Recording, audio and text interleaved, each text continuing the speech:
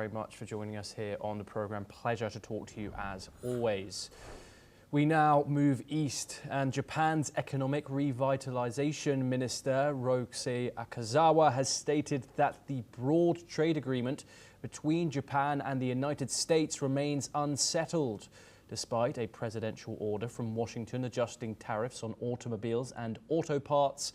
Key orders regarding tariffs on pharmaceuticals and semiconductors have yet to be issued. Speaking after recent talks in Washington, Akazawa emphasized that without these orders, the deal cannot be considered finalized. Japan plans to continue pressing the US for the remaining tariff adjustments and will soon conduct a comprehensive analysis of the economic impact of the US auto tariff changes, as well as assess Japan's trade competitiveness relative to other countries. This development highlights ongoing complexities in the trade relationship between the two nations. We are now joined by our guest, Hidekazu Sakai. He is a professor at Kansai Gaidai University in Osaka. Thank you very much for joining us, Professor Sakai. Japan's minister says this deal is still not finalized and remains unsettled. How far apart are Washington and Tokyo? How far are they on this?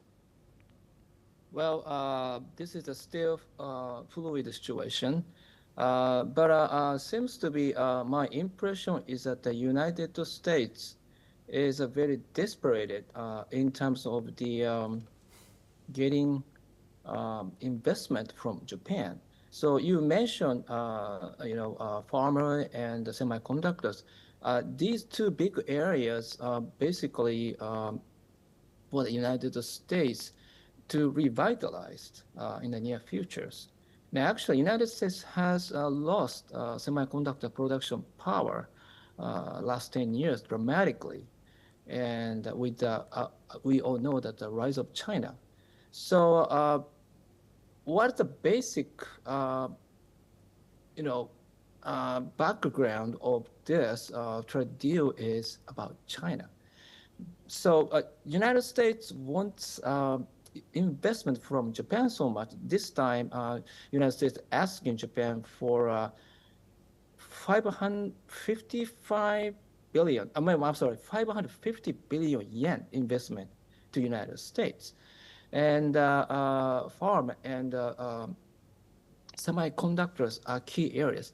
But also, we should not forget the other areas such as shipbuildings.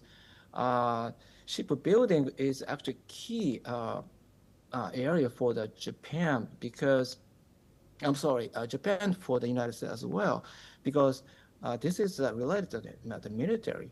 So yes, you say trade deal is not settled yet, but it's about more dynamic interactions between Japan and the United States in terms of what they can work together to revitalize United States industries.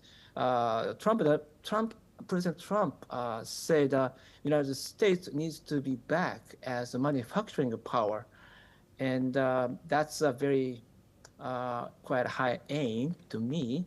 But that's how the Trump has gained support from his constituencies, and therefore this is something Trump needs to pursue.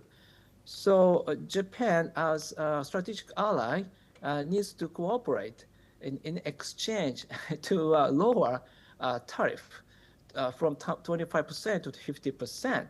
So actually what happened to automobile industries is kind of welcoming a lower tariff from 25% to 50%, or even though it is still high, but yes. So this is something, dynamic things going on. Professor Sakai, thank you very much for joining us here on NewsX World and for taking the time to talk to us.